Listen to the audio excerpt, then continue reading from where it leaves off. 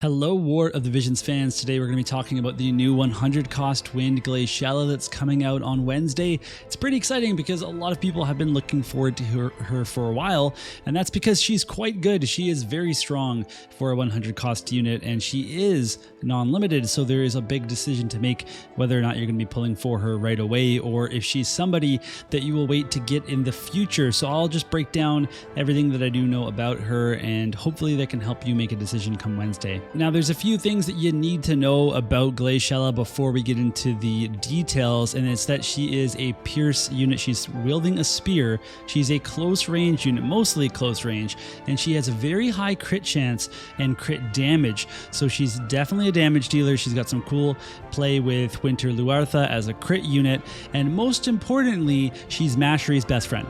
Okay, you have to know that going in. They're besties now. They're making each other clothes. They're hanging out sometimes. They like the same boy. I mean, this is what friendships are made of. And I'm not saying you have to use her with Mashery, but it's, you know, you should be using her with Mashery. With that disclaimer out of the way, let's talk about who she's going to be strong against and who she'll be weak against. So there's quite a few units that she'll be strong against because most of the units coming out have either been left with Pierce weaknesses or just like 0% Pierce resistance. And that means that she'll be doing lots of damage against a lot of units. Also, people don't really build Pierce resistance these days, so unless they're really targeting a specific team. So that just means that she's going to get through most of the time. She also has 80% innate defense penetration if you equip both her passives with defense penetration, so you don't really have to worry about that too much as a stat either, especially once you start putting on some gear. So with all of that said, I think that one of the most obvious teams that we're going to be looking at just spiking will be Joker, Leela, and Dark Fina, because all three of them either have a negative Pierce resistance or like a 0% to Pierce resistance. So those are all really big targets.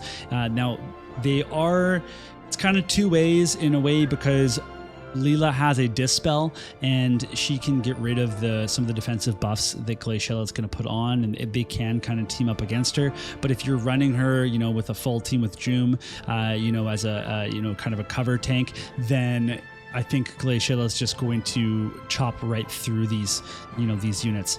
We can also look at some Lightning teams. So specifically, Lightning from 13 has a Pierce weakness, and so does Charlotte. And again, I'm just going to use Pierce weakness, even if they don't have like a flat out negative stat. Just if that is a low resistance for them, then I'm going to say it's a weakness. So Lightning and Charlotte both have a weakness to Pierce, and that will be a really, that will be a team that we'll see a lot of coming up here with a third unit of some kind. So definitely look out for that. The Engelberts of the world will also, fear Glaciela, because Engelbert's lowest resistance that isn't magic is going to be Pierce, and then she has that huge defense penetration. So it means that, if we've run into Engelberts that don't have Pierce resist built, then, she can get into those light teams as well. Now, you're going to watch out for snow, and I'm not talking about the weather, but I kind of am, because you have to watch out for the ice element in general. But Snow, the unit, has a 15% Pierce resistance. He is just trouble. She's also weak to strike, so straight up stay away from Snow. You also want to watch out for the super relevant and super present fire units like King Mont and Raldor, because they also have beefy giant Pierce resistances, and everybody's playing Raldor, everyone I know at least. So Raldor has like 30% Pierce resist, so watch out for that. The other one that is actually probably more relevant is Esther. So Esther has a nice Pierce resistance, and if she's in a Lightning team that you're hunting Lightning teams, you're basically going to go for like the Cloud, Frederica, Resnick, Charlotte Lightning teams. And when the Lightning team has Esther, then that's a bit of a warning sign. It doesn't mean you can't beat them, but you have to watch out for that because she is strong against Pierce. All right, let's talk some pros and cons of Glaciela. We're going to start with the pros. So she is a very accurate unit. She's got 192 accuracy with her passive equipped, which you will be using because it has other good stuff too. She does not have a 100% hit attack, but that's okay because she has a 30% hit chance skill and a 30% accuracy team buff. So she's going to be doing doing just fine against those evasive units. She also has good damage because her attack is very high. She can boost it with both passive and active skills, and she even has a wind imperil and a barrier break, so she can get through a lot of defenses. The biggest thing that's going to slow her down are obviously, your single target and AoE resistances, and also just pierce resistance, because she doesn't have any way to deal with that. She does have a huge defense penetration, as we talked about, 80%, and you can go up to 100 depending on what you want to equip onto her. Now we can also talk about her utility. So there's a lot going on. This is the biggest part of her kit. She has a Dispel. It's on her bread and butter 14 AP move. It's a 3 height spear toss, so this thing is going to hit everybody. She's going to use it very, very easily, and it is a dispel, so dispel your buffs, dispel your haste, etc. That is a really big win for her. The rest of her skills have lower range for the most part, so when she's approaching, she's going to be dispelling literally everybody. And then when she gets close, she can actually dispel courage and dispel re-raise. They're on separate skills, but she can use either one. She can inflict slow on people. She can break AP. She can use her limit burst, which will extend elemental chains even if the unit acts, and that's really quite cool. And she also even has the ability to give everybody AP restoration on critical hits. So if you run her in a crit heavy party, everybody's going to be restoring some AP, which is real nice. She even has multiple chaining skills. So she has a 3 hit and a 2 hit skill. Really great for any sort of PvE raid, or guilds raid, or anything like trials, etc. The fact that she'll extend an elemental chain, but also be, contributing some chaining skills herself, it's huge. She's a really good PvE unit. She also has survivability. Now, she may not have any defense or spirit, but she has a lot of other things going on. So her starting resistances are mostly positive, and they're mostly good. She also has 20 innate AoE resistance. And then if you use her TP skill, I think it gives her 25% to slash and magic resistance. That puts her up to 40 and 35%. And that's where I was kind of talking about, while she's strong against, Little Leela. Little Leela could also dispel her resistances, but she still has that AoE resist, so that's good. She also has another TP skill that gives a 50% all damage barrier, so we're looking at a barrier plus massive magic and slash resistances.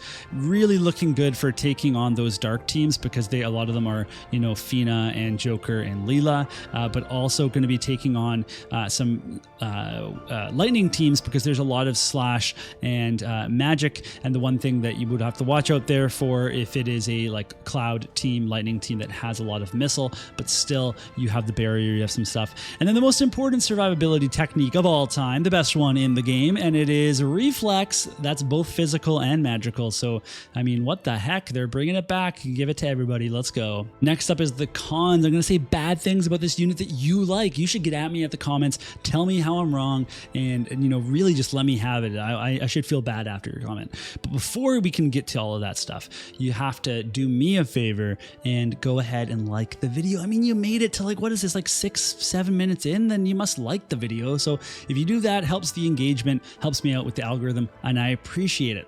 So the cons for Glaciela, well, like I said, she doesn't have any defense or spirit. It's not a huge deal breaker considering all the many other things that she has, but she also doesn't have any pierce resist, imperil, or penetration. So if somebody has really high pierce resistance, then unless you're bringing some of that from another source, obviously trust stones are going to help out a little bit, then it is a weakness for her. She also has some of her best skills are 2 squares away, 3 squares away.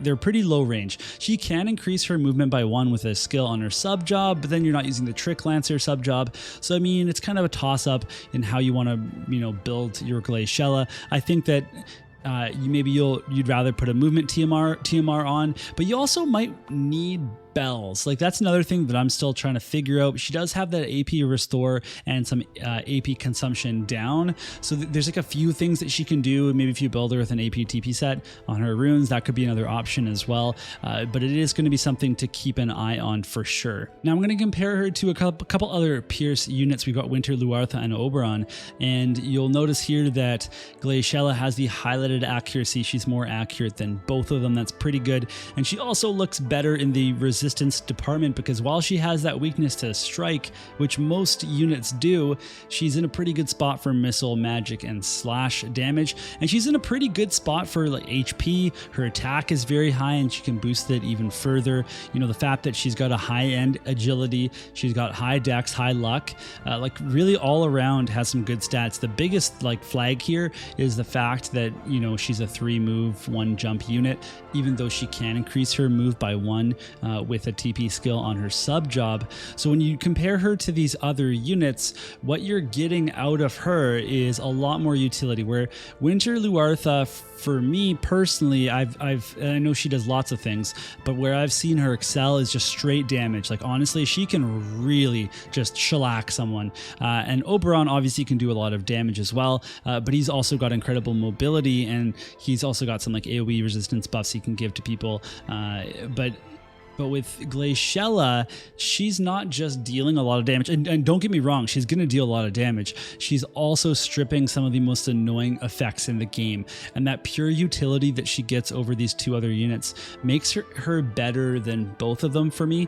And the other thing is too, like, you know, Oberon's got a nice little barrier, it's got a cast time on it, and he's got a lot of stuff that he wants to use. He certainly wants to use spells, but with Glaciela, then, you know, you can get a barrier off instantly, and also you may not even need to use spells.